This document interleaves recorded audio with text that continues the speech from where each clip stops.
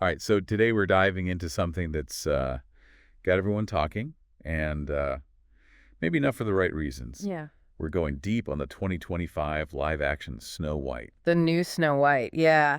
And we've got a pretty in-depth critique of the film, Huh. so that'll be our roadmap for this deep dive. Makes sense. And, it's always interesting when Disney takes another swing at these classic animated films. If it's a gamble. Yeah, sometimes they nail it, and you get this really cool new take on a story everybody loves. Yeah. But then sometimes it's like, what happened? Yeah.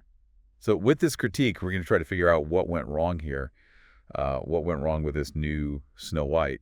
What are the big takeaways that explain why this one seems to have missed the mark? Well, I think a big thing the critique highlights is like a fundamental difference between the original and the remake. Okay. Like the classic Snow White, it's this beautiful fable, simple good versus evil, innocent versus vain, very straightforward. Yeah, 83 minutes here in and out. Yeah, exactly. And this new one, it's almost 2 hours long.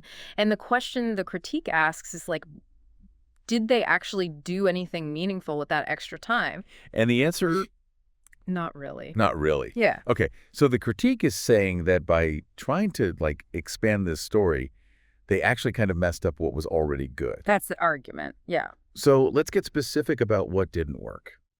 What did the critique say about the plot and how the story was structured? Well, pacing is a huge issue. The reviewer found it really slow and they blame the script. It was just overwritten, trying to do too much, Okay. They call it ideological rebranding and thematic overreach, basically trying to cram in all these modern ideas, and it just gets lost. Right. So instead of sticking with that classic fairy tale, we're getting all this extra stuff. Right. They specifically call out Snow White's search for her lost dad.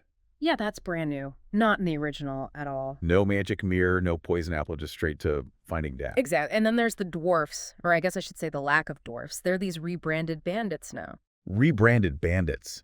What does that even mean? That's what the reviewer calls them, and it's a big change. In the original, they were these protectors, they provided comfort, and in this version, their whole role is different. Different how? It's not entirely clear, but the reviewer definitely sees it as a problem. So what's the consequence of messing with the structure like this? How does it affect the story? Well, it just feels disjointed, like a bunch of these modern concepts and side stories that don't really go anywhere. Okay. And because of that, the heart of the fairy tale, the part we all came to see, it gets lost. And it wasn't just the extra plot points that bogged things down, was it? The critique also mentioned the musical numbers? Yeah, the film has a lot of songs, but the reviewer found them pretty forgettable. Oh, no. Yeah, the feeling is that these musical sequences just drag things out without adding anything to the characters or moving the story forward. Okay, so longer movie, more complicated plot, and songs that don't stick with you. Not off to a great start. Let's talk about the characters, starting with Snow White herself, played by Rachel Zegler. What did the reviewer think of her performance? It's interesting because the critique acknowledges Zegler's talent as a singer, and they say she's professional, but the problem is the writing, they felt like Snow White was less of a character and more of a mouthpiece. A mouthpiece. Yeah. For moral commentary. So they're really leaning into those modern themes we've heard about, like female empowerment and all that. Absolutely. And the critique says, while the idea might be good, strong modern heroine, the execution just feels forced and really unsubtle. Okay. The reviewer uses some pretty strong language. They call her a stylized archetype of studio-manufactured progressivism. Wow. Which makes you wonder if she even feels like a real person. Right. It makes you wonder if anybody is going to connect with this character beyond just the message she's supposed to represent. What about the evil queen? That's Gal Gadot. She's got to be pretty menacing to pull that off. Right. Yeah. Well, according to this critique, that's a big problem. They call it a clear case of miscasting. Really? Yeah. And they describe Gadot's performance as all over the place. Like sometimes she's stiff and wooden, and then other times she's just overacting. It sounds like she didn't really capture that captivating evil queen vibe. So not that glamorous and terrifying combo we expect for the evil queen. Not really. The reviewer felt it was more like a less effective, kind of cartoonish evil, and they specifically mentioned her musical numbers, Yeah. They said the auto-tune was really noticeable and the choreography was awkward.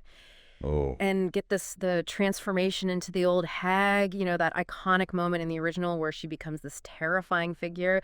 It's described as flat and rushed, no suspense, no real impact. So, yeah, not great. Yeah, if the villain isn't scary, the whole story kind of falls apart. Absolutely. Now, the critique also mentions a character named Jonathan, played by Andrew Burnap. They call him a pseudo love interest, or Just the guy in the movie, what's his deal? The reviewer did not like this character at all. They basically said he serves no purpose. He's not a believable romantic lead. He's not crucial to the plot. He's just kind of there observing things. Oh, so no real romance? Not really. The reviewer said it lacked spark and didn't make much sense in the story. So yeah, another swing and a miss. So it sounds like none of the main characters really worked. Let's move on to the visuals. Snow White is so iconic visually. How did the remake handle that? The critique says it lacks a strong visual style. They tried to use color to differentiate the evil queen's world from the natural world, cooler tones versus warmer tones. Yeah. But the reviewer said it felt clumsy, like they didn't pull it off. Clumsy? What didn't work? They specifically called out the forest scenes. Apparently, they used way too many yellow filters, and it gave everything this weird, sickly look. And then the castle interiors, they were described as overly processed, like those digital backlots instead of, a real immersive environment. That doesn't sound very magical, but I think the critique did have some good things to say about the woodland creatures, right? Yeah, they said the animated animals looked pretty good. Their design was fairly close to the original, but that actually created another problem. How? Because you've got these kind of cartoonish animals alongside the photorealistic human characters, and it just clashes. It creates what the reviewer called a jarring visual dissonance. Yeah, I could see how that would look weird. Two totally different styles. Yeah. What about the costumes and makeup? That's a huge part of creating the fairy tale world. Yeah, not great reviews here. Snow White's dress is described as cheap-looking and historically inaccurate, just not what you expect for a princess, and people online have been making fun of it, apparently. Oh, no. Yeah, on the other hand, the evil queen's costumes did get some praise. They used luxurious fabrics and striking designs to really emphasize her character, so there's a contrast there. Definitely a mixed bag. Let's talk music. We know some big names worked on the new songs for this movie, Benj Pasek and Justin Paul. How did those turn out? Well, despite the talent involved, the reviewer felt like the songs. They had titles like Waiting on a Wish and Princess Problems. They just didn't have the same impact as the original score. They tried to go for a contemporary sound, but it just didn't work according to the critique. And they mentioned auto-tune, too, right? That can be really hit or miss. Yeah, the reviewer said it was everywhere and really distracting even on Rachel Zegler, whose natural singing voice is great. But especially on supporting characters like the evil queen, it was so noticeable, it just took you out of the moment. Interesting. So it sounds like musically and visually, this movie struggled to find its own identity. Mm-hmm. Now, Yeah. let's talk about the cultural commentary and those modern themes the film is trying to address. This is where it gets really interesting. Yeah, this is where that ideological rebranding really comes in. They're clearly trying to tackle things like female agency, challenging traditional romance, re-examining these classic fairy tale roles. And the reviewer wasn't opposed to those ideas, but the problem was the execution. They said it felt clumsy and really preachy. So instead of weaving these themes into the story organically, they're just kind of hitting you over the head with them. Exactly. There's a lot of telling instead of showing. And the Yeah. dialogue can be really jarring. The critique gave an example of Snow White talking to Jonathan, and it just turns into this condescending monologue. Oh, that's rough. Oh, So what about the rebranded bandits, the stand-ins for the dwarfs? Mhm. How did the critique see them in relation to these modern themes? Well, the reviewer says it's ensemble of outlaws who are being persecuted under tyrannical rule, which sounds pretty complicated. Yeah. And they're introduced with language that's really abstract and complex, not exactly kid-friendly, Yeah. So it contributes to this feeling that the movie is trying too hard to be deep and meaningful.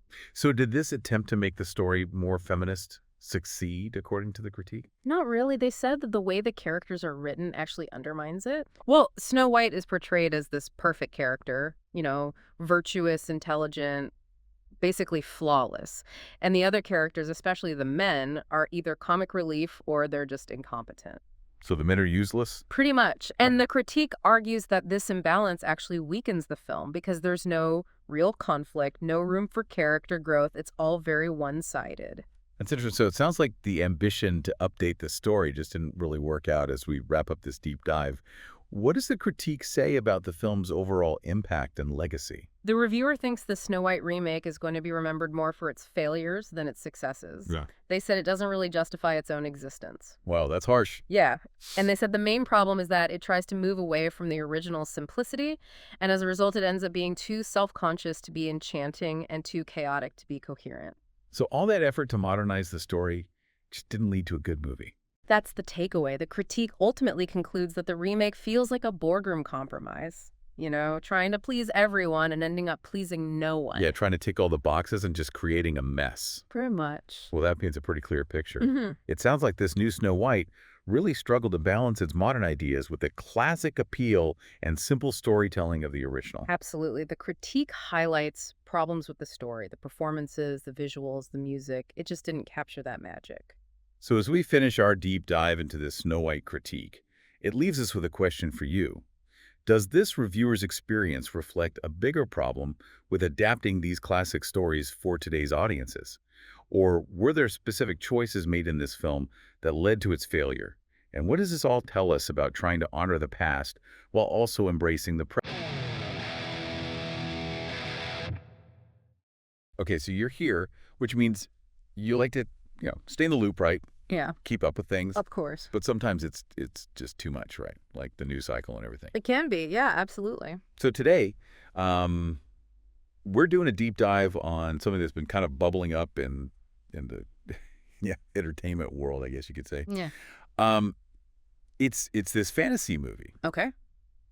and it's supposed to come out this year, but now it's been pushed all the way to 2025. Huh. Interesting. Yeah. So we've got some sources here with like some behind the scenes stuff and controversies and all that. Sounds juicy. Yeah. So I think our mission today is to basically break down like all the weirdness, basically all the like the big things that people have been talking about. Right. Get to the bottom of it. Exactly. Yeah. Why is this movie so delayed? Why is there so much chatter online? So first up, let's talk about this whole like not Prince thing. Oh, okay.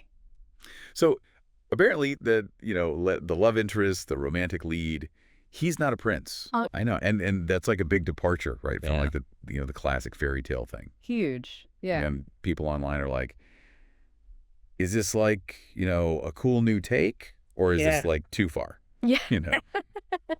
Yeah. I mean, I think it really makes you think about why those classic stories kind of work, right? And it's often these like familiar patterns. Right. So when you mess with that, even if you're trying to do something interesting, Right. it can kind of clash with what people expect. Yeah. And speaking of clashing, there's this whole thing with the dwarfs.